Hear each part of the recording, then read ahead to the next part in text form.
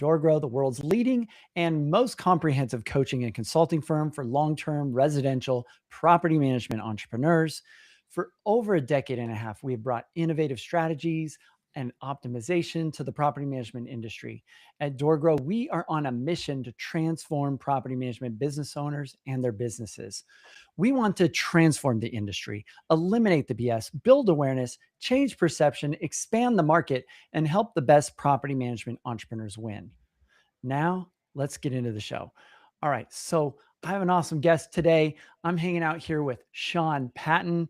Welcome, Sean. I'm going to brag about you a little bit. Thanks for being here. Yeah. All right. You go for it. Thanks for having me, man. All right. So Sean is a former U.S. Army Special Forces commander, meta performance executive coach at Novus Global, and leadership keynote speaker. Sean helps leaders accomplish seemingly impossible and thrilling visions through transformation. This is your bio.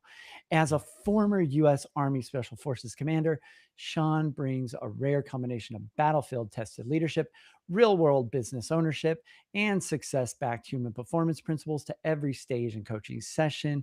His work is grounded in one belief: leadership isn't a title, it's a person you become. As an ICF certified executive coach, host of the No Limit Leadership podcast, and author of A Warrior's Mindset, The 6 Keys to Greatness. Awesome. Sean, so glad to have you here. Welcome to the show. Thanks, man. I'm excited to be here. Cool. So Sean, for those listening, I'd love for them to get a little bit of background on you. I gave a little bio, but tell them a little bit about how did you get into entrepreneurism? When did you wake up and go, hey, you know what? I'm an entrepreneur.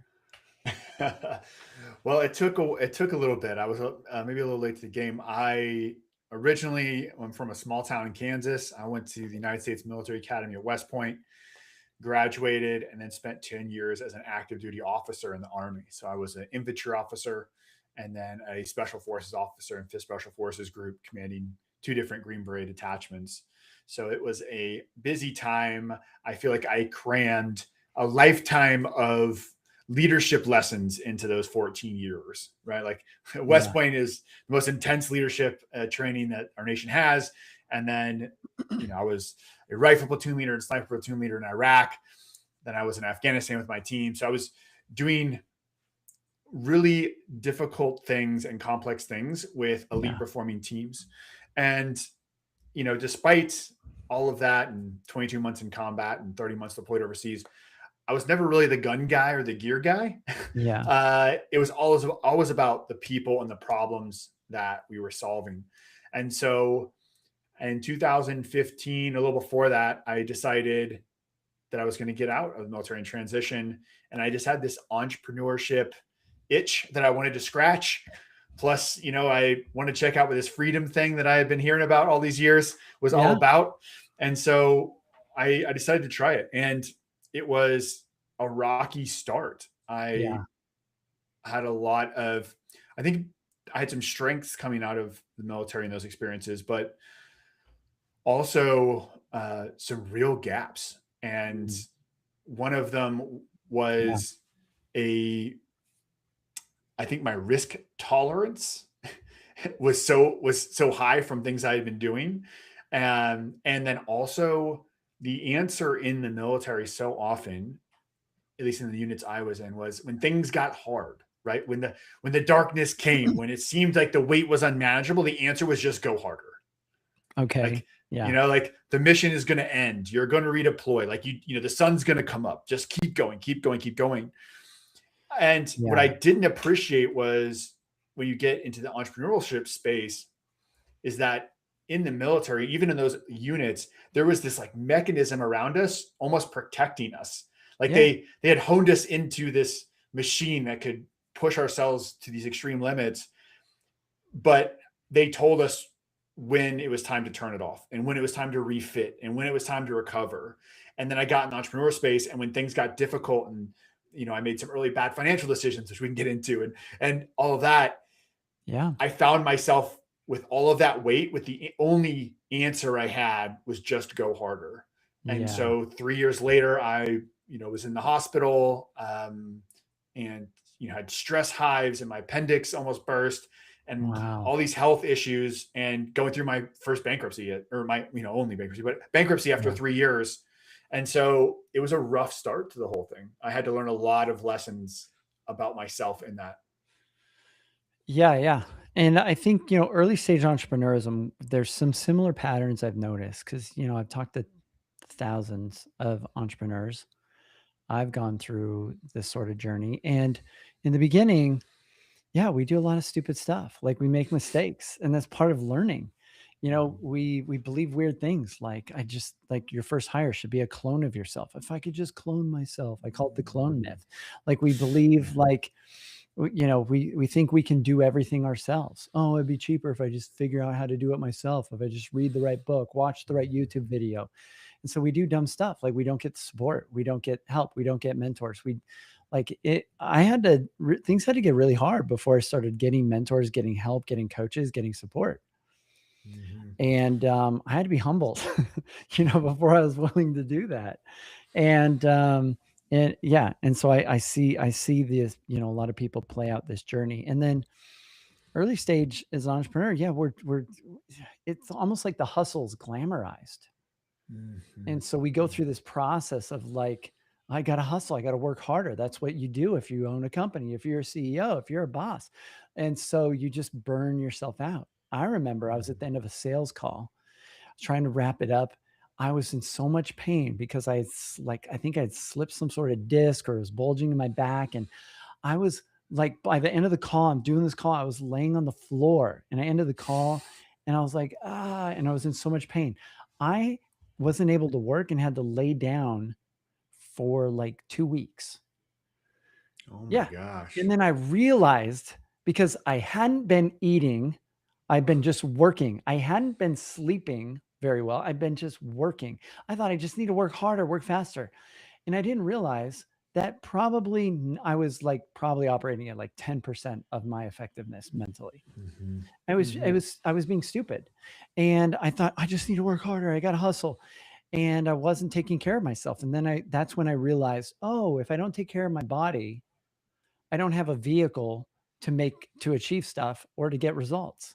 And I'm not Mhm. even really present when I'm there with people because I'm hungry and I'm tired and I'm everywhere else. And I haven't even or my brain hasn't had a chance to clean itself like it does every night. And I haven't gotten food to fuel my brain. And I don't have all the chemicals my brain needs. I'm lacking Mhm. dopamine and serotonin and GABA. And like, I'm an absolute mess. Right.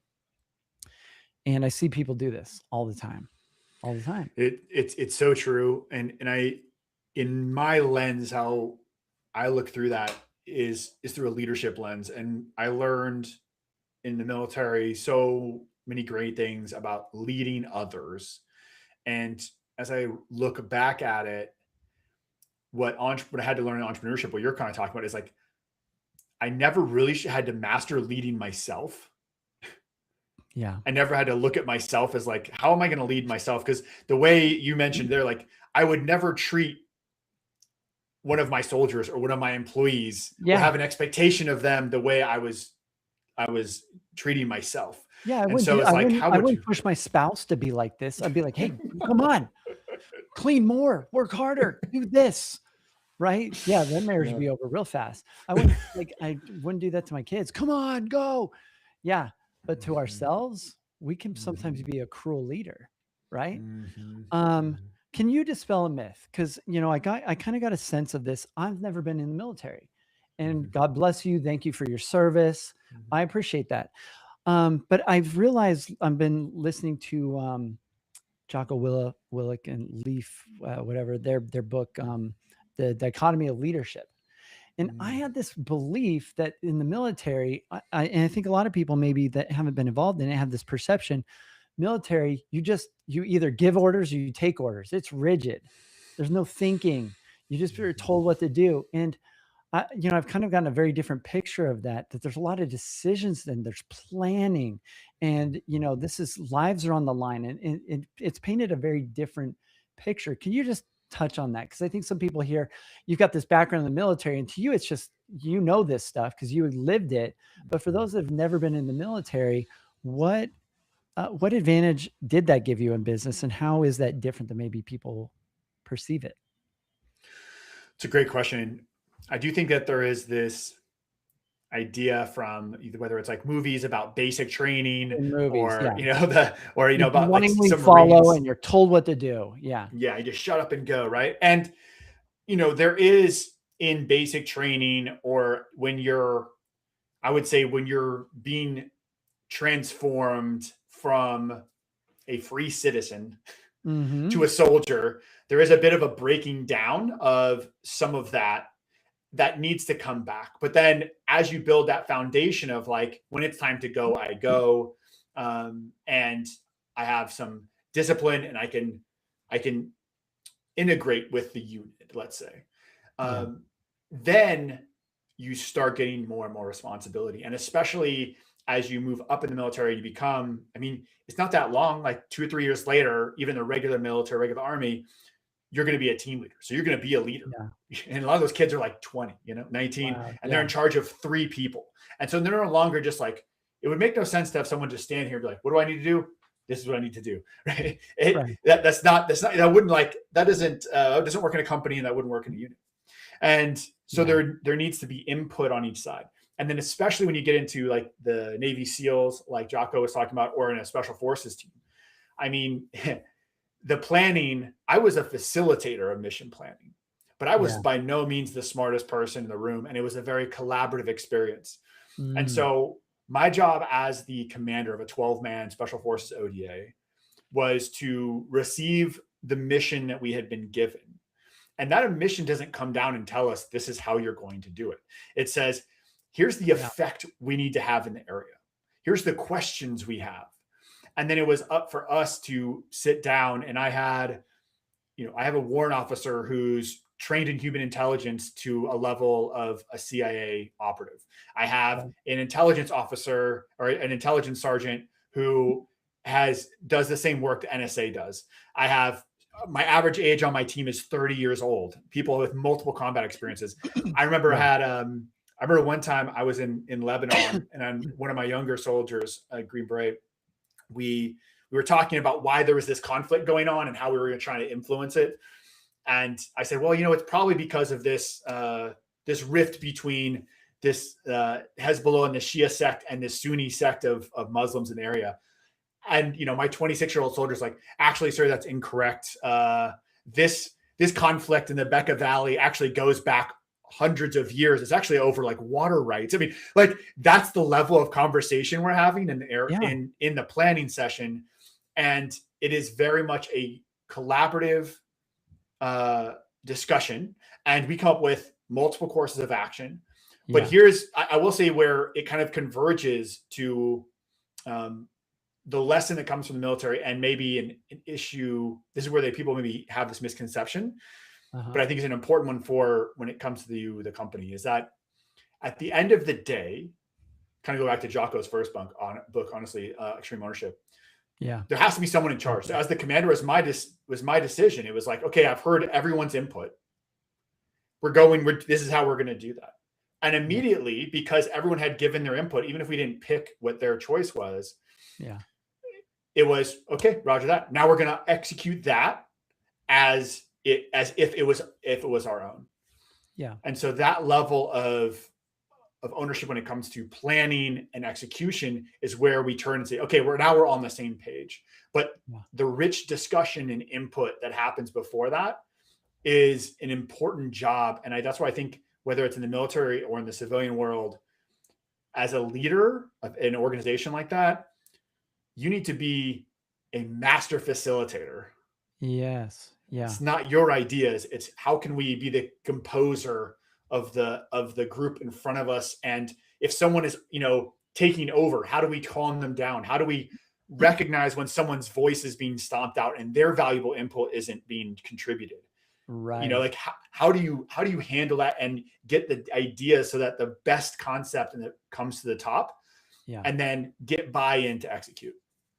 I mean, what I'm hearing is like, this picture you're painting is you've got this team of specialists. They each bring some value and some wisdom and some knowledge to the table. They're experts at this one particular craft. They see everything through a different lens, and you're getting feedback from all these different lenses. And then as a leader, you have to decide, which things are valid, which things do we incorporate.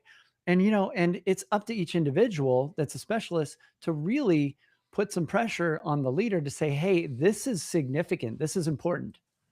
Mm-hmm. And it's up to the leader to make sure that, maybe that quieter voice, but to recognize what is significant if they're not making it present, because sometimes the loudest voice in the room isn't the smartest voice in the room. Mm-hmm. Mm-hmm. And so, so that's fascinating. And, business is a lot like that, but a lot of business owners, they don't even run their teams like that. They think it's a dictatorship. They mistakenly think that's how the military works. They're like, I'm the dictator and I have all the best ideas and I'm smarter than all of you. And they do. They end up as the emperor with no clothes because everybody in the team are like, yes, boss, we don't want to get fired. Absolutely. And that's why I think that the main job of, let's say, that entrepreneur, that business owner, or that even commander, right, is your job is to craft the vision of what you're trying to create. And the outcome. Yes, the outcome. Clarity of outcome. Clarity of outcome, clarity of vision of why does this company, why do we exist, and what impact are we trying to have in the world?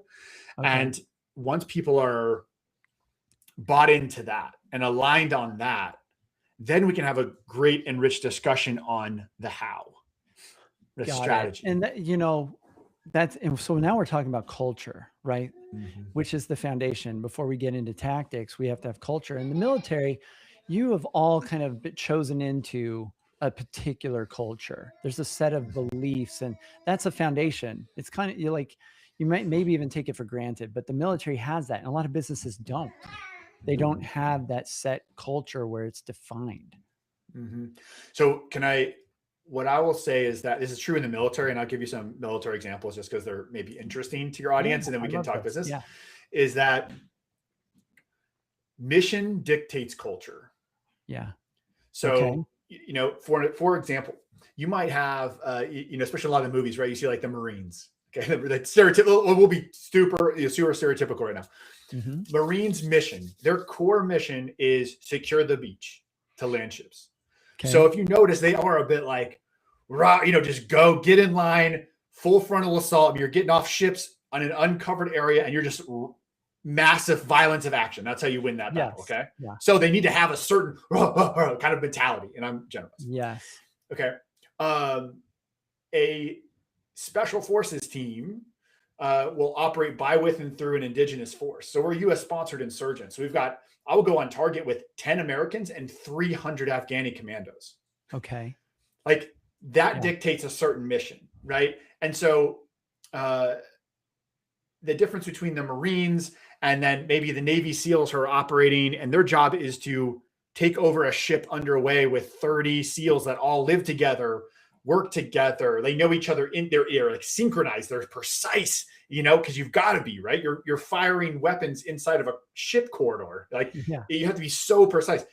I can't do that on the ground with 300 Afghanis running around. Like I'm just like guns pointed this way, like you've got to be much more flexible and how you plan that and how you think about success and all that is a different animal than the Marines who are on, trying to storm a beach together, a SEAL team who's operating with 30 people who've worked closely together.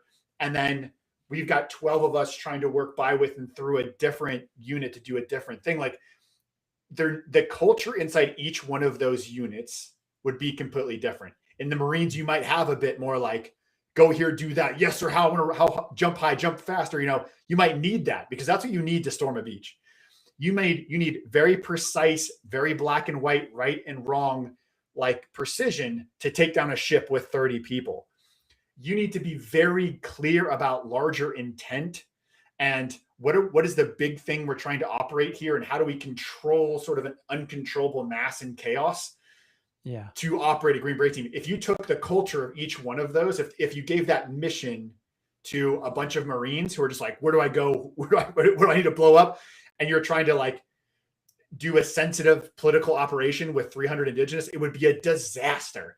And if you tried to set the precision of, because we tried to do this sometimes, like you would work with an indigenous force. If you tried to set the precision and standard of a U.S. special operator, whether it's a SEAL or a Green Beret, on this indigenous force, you drive yourself crazy. Like it's not going to happen. All right. Mm, And so all of those different units have different missions. And so they all have different cultures. And to your mm, point on your company, if you're not clear on mission, if you're not clear yeah. on the vision and like why you exist and what you're trying to do, you will end up chasing your tail on culture because you'll just start grabbing like every other leadership book and culture. You're just like, what about this works here? This works here. This works Yeah. here. Instead of saying, what are we trying to accomplish? And what is the optimal culture for our mission set? I love that. Yeah. One of our guiding documents at DoorGrow is we call it our client-centric mission statement. And it talks about who we want to serve in detail, how we will help them, what our goal is, our plan, and then what kind of the long-term sort of vision that maybe we'll never achieve, but it's the goal we're striving for. And this is what we coach our clients on getting defined because it creates culture. Then we have our how we do things. That's the company core values. And then we get into personal why statements for the business owner, business why statements, like, creating all of this we call this the culture materials. There's like 6 key elements that I coach them on getting in place that help kind of make the culture visible to everybody on the team. And you're right, mission dictates culture. I love this idea because the mission of the business, which most people mistakenly think is just to make money, is actually to provide some sort of value and to solve a real problem in the marketplace. And that mission, whether you're good at it or not, and the team are conscious of it or not, and you're focused on it or not, dictates whether or not you have good culture that actually achieves outcomes. Yeah, That makes a lot absolutely. of Because sense. yeah, I love that you have that structure, and I love how you also tied that down to personal why statements because this is another leadership issue that I see with a lot of entrepreneurs or big companies, honestly, too, is that there is this assumption that you've accepted this job description and here's what matters to the company. And Mhm. therefore, what matters to maybe me as your leader or boss or the division or the company is also the most important thing to you as an individual. Or like the reason you're here is not really explored. So I Mm, think one of the most critical conversations you can have, and it sounds like you have a structured format for that, which is fantastic, yeah. is just sitting down with each member of your team, like, why are you here? Yeah. What matters to you? Because often, right, I'm sure you've had this. I've had employees where you assume a salesperson, the most important thing is compensation, right? It's how much money you can make. And that's Yeah. great. Maybe it is. But then it's actually like, well, yeah, that's important. And also, my youngest is a senior in high school, and it's the last baseball season we have. And man, the games start at 4, and it's so hard for me to get to games at 4 because you have me work till 5. And it's like if I Mm, could just make those baseball games, that yeah. would be amazing. And then all of a sudden, once you know like what matters to them and why they're Mhm. doing this, then you can adjust and say, cool, how do we align what matters to you, what your personal why statement, as you mentioned it, and the company Yeah. why statement. And now you've got alignment. And when you align those two things, where what matters most to them contributes to what matters most to the company, you create transformative effects. Yeah. The big challenge I've noticed, the biggest transformation I can get is to help the business owner get clear on their why. Because when the business owner isn't clear on why they do what they do, they Mhm. end up doing the wrong things in the business. Because you're the Yeah. business owner, you can do anything in the business. And so some business owners are like, well, I have to do the accounting. I'm the business owner. Do you really? If you hate accounting, you probably shouldn't be doing the accounting. You're not the right personality fit for that, which means you're actually probably not the best person to do that. So some business owners love sales, some love accounting, some hate it, some love operations, some are really bad at that. And so if we can get clear on their personal why, and then we can look at their role and see if their role is helping align with that, we can then reorganize the entire business. But most business owners, the first team they build as they transition from solopreneur to having a team, I find is a mess. The first team they have is built around the wrong person. And it's kind of Mm, like they're like, I'm this shaped puzzle piece, but it's not really them. They're like, mhm. I'm doing accounting, I'm doing this and a little bit of this. And then they're like, now I'm going to get team members. I'm going to build puzzle pieces around this misshapen puzzle piece. And they fit that puzzle piece, but that's not even me. So I hate being in it. I'm uncomfortable in my own business. In property management, this is where they get to 200 to 400 doors. I call it the second sand trap or the team sand trap. They've made it through that transition of finally having a team from being a solopreneur, and they're the most miserable they've ever been in their business. And adding more doors makes their life personally worse, not better. Because adding more doors just means they're working harder. They're doing more work instead of getting the right support and the right team, because they didn't build the right team around the right person from the beginning. So if I get them clear on their why, they're like, oh my gosh, I'm a circle. I'm not a square. I need to build this whole different team around me. And then, like, when I got clarity on this many years ago, I think within a month I'd fired like half my team. I changed everything. I changed the type of clients I was willing to work with. I changed my business model. I didn't want to tolerate certain things anymore because, I woke up one morning and I was like, I would rather stream Netflix and avoid growing my business, even though I need money, than deal with the clients I'm dealing with at that time. And I'm like, why am I so out of alignment? Then I saw Simon Sinek's Start With Why, like presentation on the golden circle, why, how, what. And I was like, what? And I'm like, what's my why? And so I need to figure this out. And my personal why is to inspire others to love true principles. So what that means is I love finding the better way to do things. I love learning what works and sharing it with other people. I would do that for free, for fun. If you're listening to this podcast, I'm doing it for free, for fun right now. Like, I love this. And I love learning what's working for other people. And then I get to turn around and share that with clients, and I get paid to do that. That's crazy. Yeah.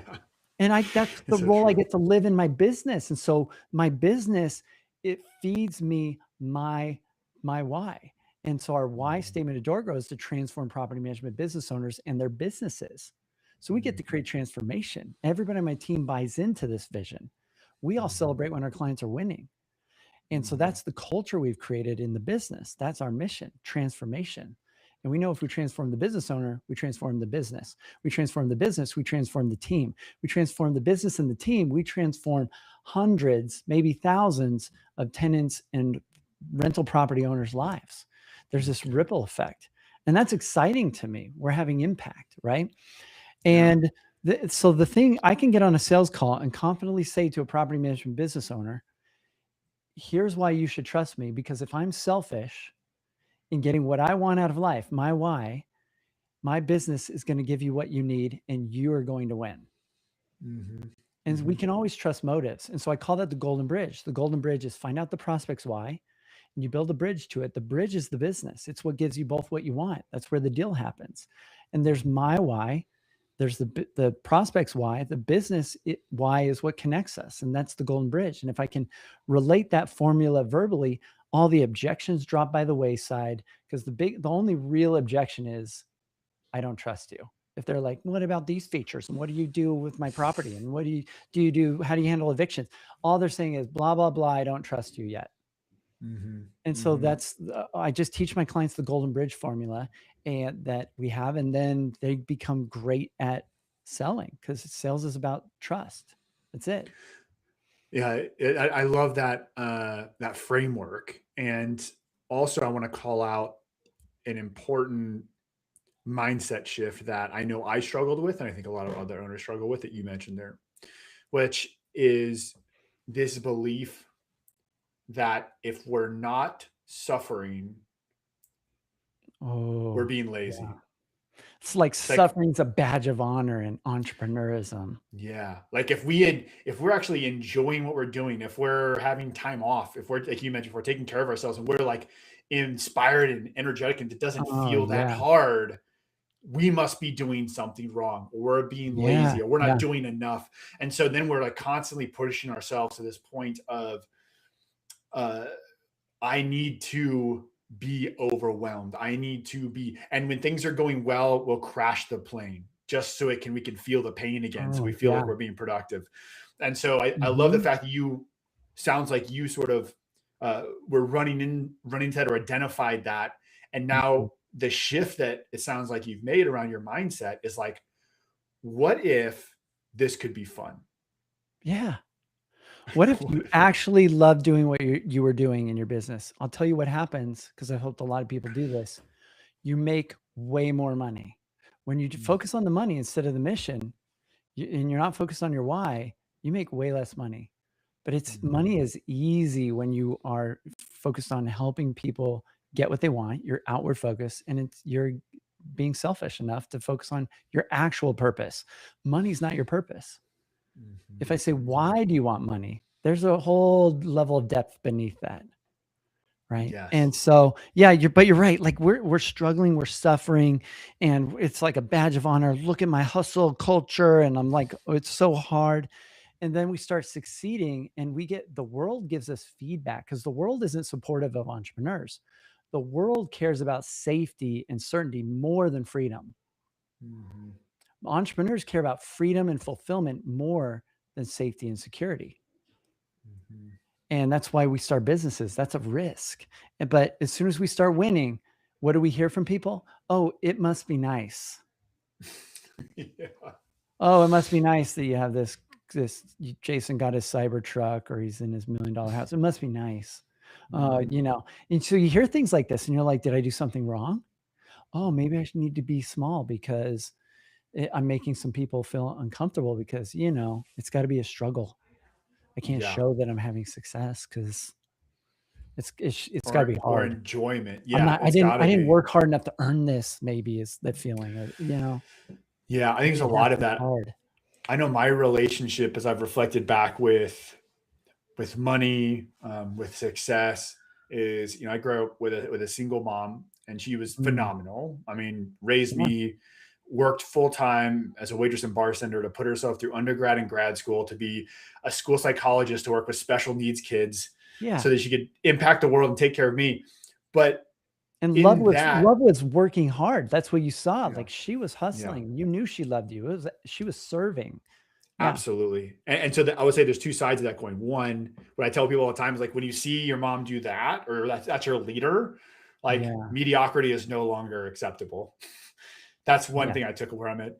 And then yeah. but there was this idea when we say we drove through nice neighborhoods or we saw big houses or we saw people with money, it was like, oh, it's like those people.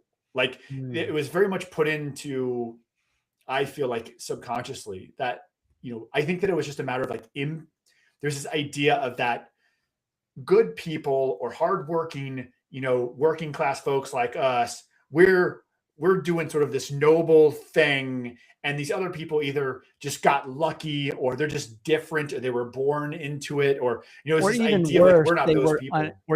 they were unethical or A hurt hundred. people to get there. Those Exactly. rich people, those evil billionaires and those evil millionaires, and nobody should have that kind of money. They must have hurt people to get there, and yeah, And yeah, so that yeah, was like a story, even a money story and success story that over the last 10 years as an entrepreneur with different businesses and now as a coach of leaders inside companies, yeah. and business owners that I've had to overcome. And I've found myself, to your point, sort of sabotaging or questioning when I do have certain levels of success or impact and downplaying it almost because Mm, I have this subconscious belief that, like, wait a minute, if I make this amount of money or if I get to do these things, is yeah, like, like you said, am I deserving of that? Or is that even like an mm, ethical thing to be able to do?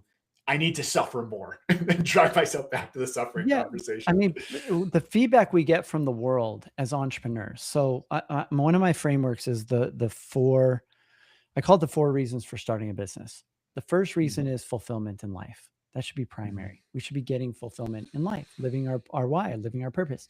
Number 2, it should be more and more freedom. The business should give us more and more freedom. Now, we initially, as entrepreneurs, when we start our journey, we make more and more money. And the reason we want more money is we think it will give us more fulfillment and more freedom. But the default is, I've seen this over and over again, I live this, is we make more and more money and we have less fulfillment and freedom in our business initially Mhm. Mhm. until we get clear on this because we're aiming for the wrong goal. We're aiming for money, not the 4 reasons.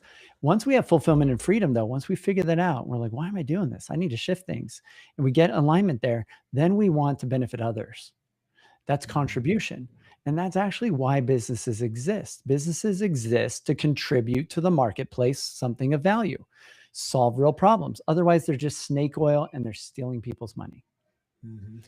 And so, true entrepreneurs, like they might start with just a motive of money, which maybe isn't the highest motive, but if they're going to be successful, eventually they graduate usually to contribution, because that's the only thing that actually works in the marketplace. The marketplace is brutal to anything else.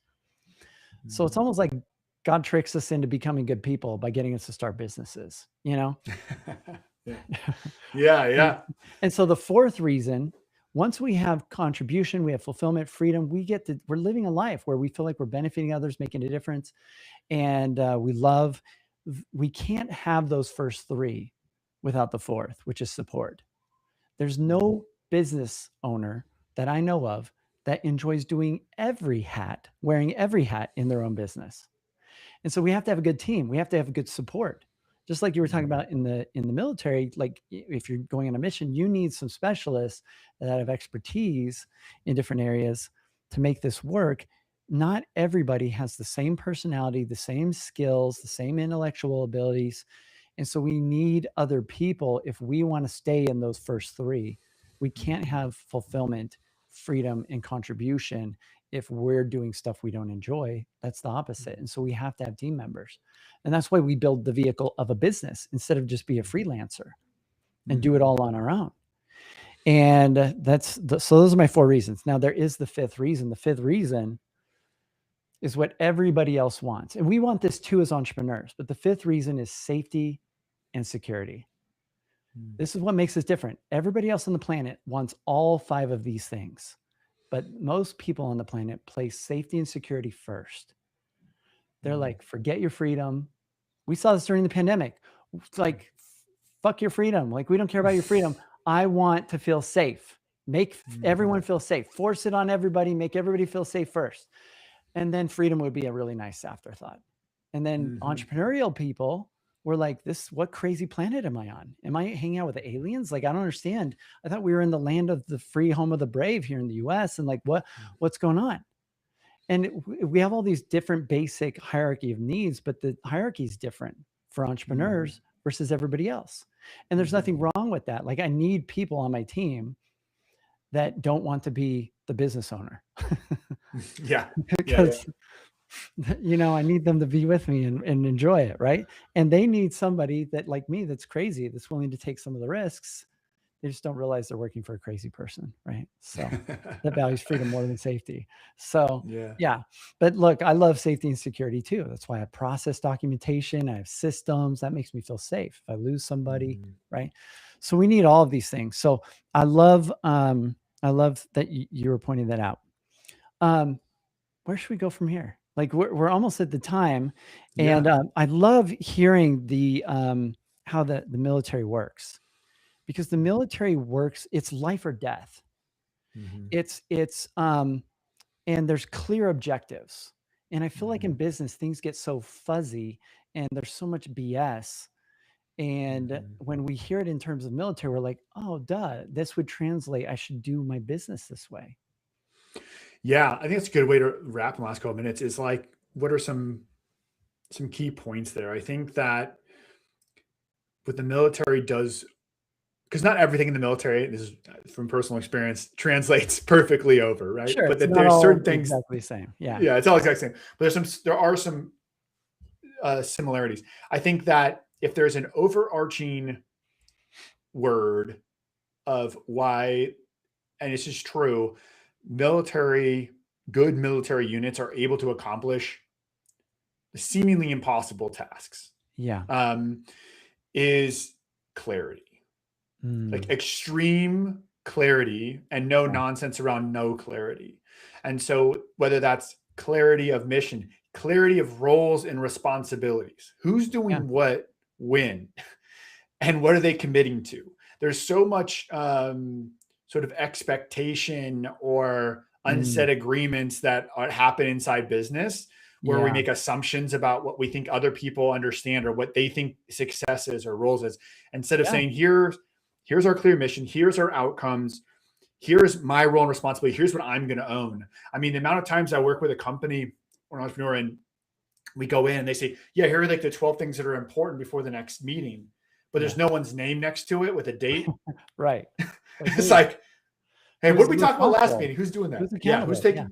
Who's accountable? So I think being very clear about like what role and responsibility do you have so that you can lean into that. So clarity around roles, responsibilities, clarity around Mhm. mission, and then clarity around, end state. Like what does success look like for this? Right. What's Those the are definition of done on this? Like how do we know this is accomplished? mhm.